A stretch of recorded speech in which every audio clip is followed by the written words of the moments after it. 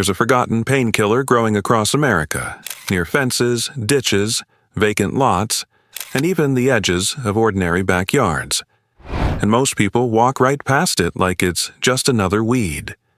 That plant is called wild lettuce, a tall, bitter plant with milky white sap once used for pain, coughs, and sleep. And here's the strange part. It wasn't only used by herbalists. It was known by doctors, sold by pharmacists, and even turned to when morphine ran short during the Civil War. But, honestly, wild lettuce didn't disappear because it was useless. It disappeared because medicine moved toward patented pills, and away from plants anyone could grow.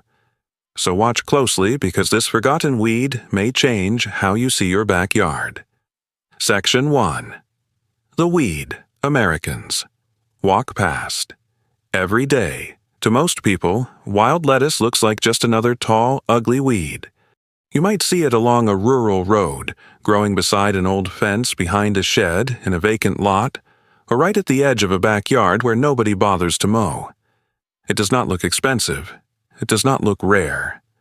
Honestly, it looks like something most homeowners would pull out and throw away. But here's the thing. This is not just a weed. It is a forgotten medicinal plant hiding in plain sight. For centuries, the milky sap of wild lettuce was known as lactucarium, a bitter resin historically used for pain, coughs, and sleep. And this is where gardeners should pay attention. Wild lettuce is tough. It grows strongly, handles ordinary soil, and can survive in many temperate parts of the United States. You could grow it outdoors, in a backyard herb patch, or even in a large patio container. You could spend $100 on sleep gummies, turmeric capsules, magnesium and pain relief products at Costco or Whole Foods. Or use that same $100 to start learning a few useful plants in a backyard medicinal garden. Now, that does not mean you should pick it from a dirty roadside or use it like medicine without guidance. But learning to identify the leaves, flowers, and white sap is where the knowledge begins. But wild lettuce did not start as a backyard curiosity. Its story goes back thousands of years. Section 2. The Ancient Medicine Cabinet. Today, the average American medicine cabinet has Advil, Tylenol, cough syrup, and maybe a sleep aid tucked behind the mirror. But for most of human history, the medicine cabinet was a field, a garden, or a bundle of dried plants hanging near the fire. And wild lettuce was part of that older world. Not as a trendy wellness product, not as something with a fancy label, but as a plant. People watched, tested, named, and passed down through generations. Ancient records, including Egyptian and Greek medical writings, describe the milky sap of wild lettuce as something used to calm pain and bring sleep. And honestly, that tells us something. People were not ordering $40 bottles, $60 powders, or monthly supplement subscriptions. Their health knowledge came from knowing what grew around them. Wild lettuce was not some rare imported herb that needed a greenhouse. It was tough, bitter, ordinary looking. The kind of plant that could grow in normal soil, under normal sun, without asking for much. Now, modern science didn't invent interest in wild lettuce. It's simply starting to explain why people noticed it in the first place. For gardeners today, that makes it worth understanding, not as a miracle cure, but as a living piece of medicinal history. But here's the thing. Ancient use alone doesn't make a plant important. What makes wild lettuce different is that it followed medicine all the way into America. Section 3. When wild lettuce entered American drugstores. Before pharmacy chains were on every corner, local druggists mixed tinctures, syrups, powders, and plant extracts behind the counter. There was no CVS app, no Walgreens aisle full of identical bottles, no quick scan at Walmart pharmacy. Medicine felt more local, more hands-on, and much closer to plants. And wild lettuce was part of that world. It wasn't just something a farmer pulled from a field or a grandmother whispered about. Doctors knew it. Pharmacists stocked it. By the late 1800s and early 1900s, wild lettuce preparations appeared in recognized medical and pharmaceutical references, It could be made into tinctures, lozenges, syrups, or dried into a bitter resin. But here's the catch. Quality mattered. Freshness mattered. A strong preparation and an old, weak one were not the same thing. Today, you walk into Walgreens and choose from rows of standardized bottles. Back then, a pharmacist might work with plant extracts directly. That older system was less convenient, sure, but it also kept people connected to the plants behind the medicine. And then America entered one of the bloodiest chapters in its history, and suddenly, every pain-relieving plant mattered. Section 4. The Civil War Test Picture. A Civil War field hospital in the South. No clean operating room. No modern anesthesia team. No pharmacy truck arriving the next morning. Just wounded soldiers, exhausted surgeons, and a desperate need for anything that could dull pain. This is the moment wild lettuce stopped being an old herb and became a battlefield substitute. Historical accounts describe surgeons turning to lactucarium when opium and morphine supplies became scarce. And honestly, in that kind of moment, a plant growing nearby could matter more than a medicine locked behind a broken supply line. Wild lettuce was not as powerful as morphine. Nobody should pretend it was. But it had one advantage that mattered in a crisis. It grew close to where people needed it. It didn't require a factory, a shipment, or an imported supply. It could be gathered, prepared, and used when options were running out. Today, Americans depend on supply chains, prescriptions, pharmacy shelves, and insurance coverage. And to be clear, modern emergency medicine is a gift. But in a crisis, older generations often turned to what grew nearby. That doesn't mean wild lettuce should replace emergency medicine. It absolutely should not. But it explains why gardeners, herbalists, and survival-minded Americans still pay attention to it. Later, compounds like lacticin and lactocopicrin would help explain why people saw it as pain-relieving. But after the war, America faced another problem. Pain relief had saved lives, but opium had also created dependence. Section 5. The Opium Problem and the Gentler Alternative. For modern Americans, this part of the story feels uncomfortably familiar. We already know what can happen when pain relief turns into dependence. Families, small towns, and entire communities have lived through that reality. And this is where wild lettuce became interesting for a different reason. It was not placed beside opium because it was stronger. It was noticed because it was considered weaker, but gentler. 19th century physicians compared lactucarium with opium and often described it that way. Less dramatic, less intoxicating, but still useful for calming pain, coughs, and sleeplessness. A pain problem can turn into years of recurring purchases, pills, appointments, refills, stronger prescriptions.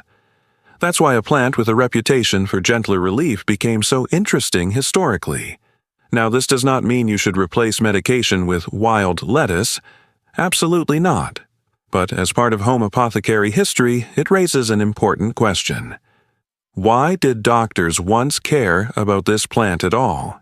Modern research suggests some compounds may work through non-opioid pathways, including adenosine-related activity. So wild lettuce had history, usefulness, and official recognition. But then the rules of medicine changed. Section 6. Why modern medicine left it behind. Now, this is where the story changes, because modern medicine didn't just ask, does this plant have a history? It started asking a different question. Can it be standardized, patented, packaged, approved, insured, and sold at scale? Think about how Americans buy medicine today. You walk into Target, Walmart, Costco, CVS, or Walgreens, and everything is neat. Clear doses, expiration dates, sealed bottles, insurance codes, predictable labels.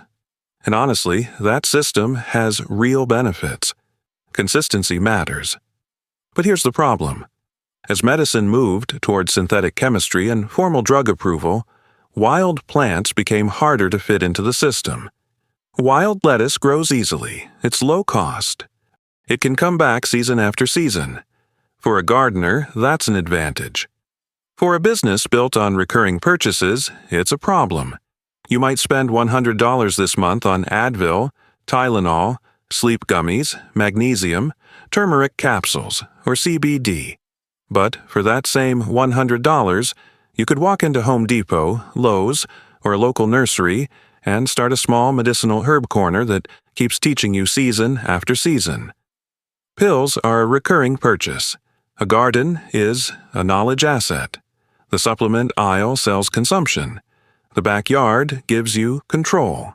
And this is why homesteaders, backyard gardeners, organic growers, preppers, and natural health people still care about plants like this.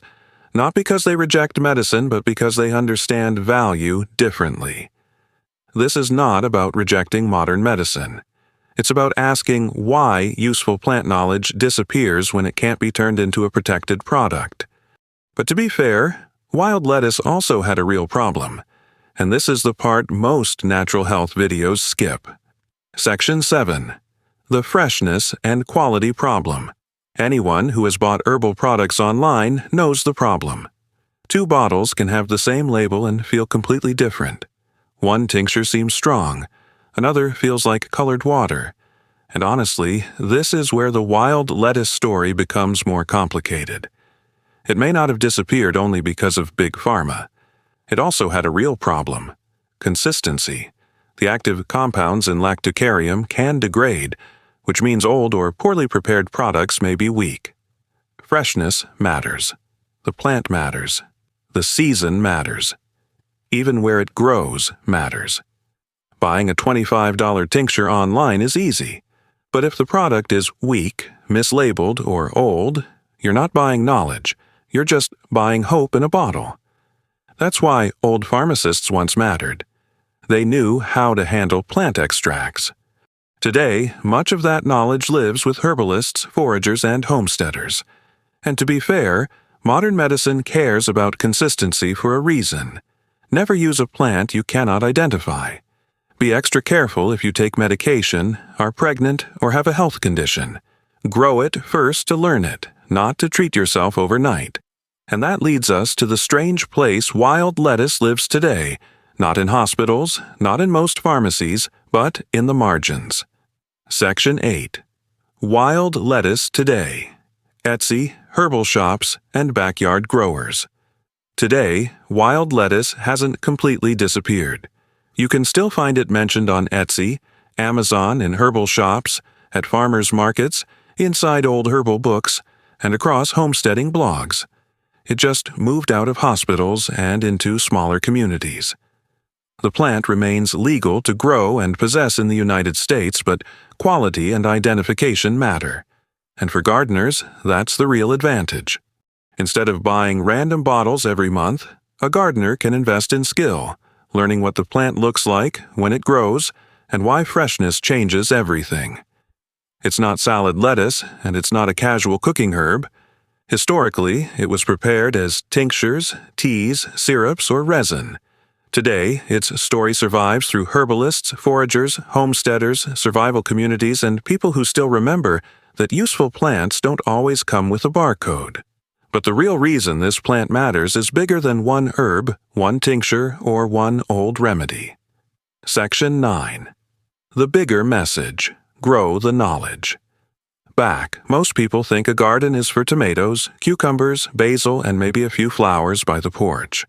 But for older generations, a garden could also be memory, medicine, resilience, and independence.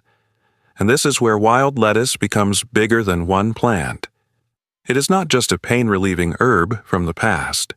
It is a symbol of plant knowledge that got broken, bottled, forgotten, and replaced by things we buy over and over again. Many modern medicines still trace their roots to plants, which makes forgotten herbs like wild lettuce worth understanding carefully. Not worshiping, not using recklessly, understanding. Because gardening gives you something a bottle never can: observation. You learn the season, the leaf shape, the flowers, the sap, the soil, the timing. You become less dependent on marketing and more connected to what is actually growing around you. You don't need to chase every new wellness trend, every $40 bottle, every monthly subscription. Sometimes the smarter move is learning 5 useful plants deeply.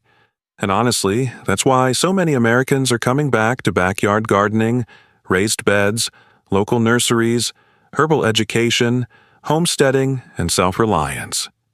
Tradition gives us clues. Science helps us test them. Gardening helps us remember them. So, start small. Build a medicinal herb corner. Learn native and wild plants. Don't harvest from polluted roadsides. Don't self-treat serious conditions. Learn first. And that is why wild lettuce still feels so powerful. Not because it replaces modern medicine, but because it reminds us that useful knowledge can disappear when nobody profits from keeping it alive. Wild lettuce never really vanished. It kept growing along roadsides, behind fences, near old fields, and in forgotten corners of America. What disappeared was the knowledge. The ability to look at a plant and understand why people once cared about it. This isn't a miracle cure, and it doesn't replace modern medicine. But it is a reminder. You can learn, grow, observe, and take back a little control. Would you grow it? Subscribe for more forgotten plants worth bringing back.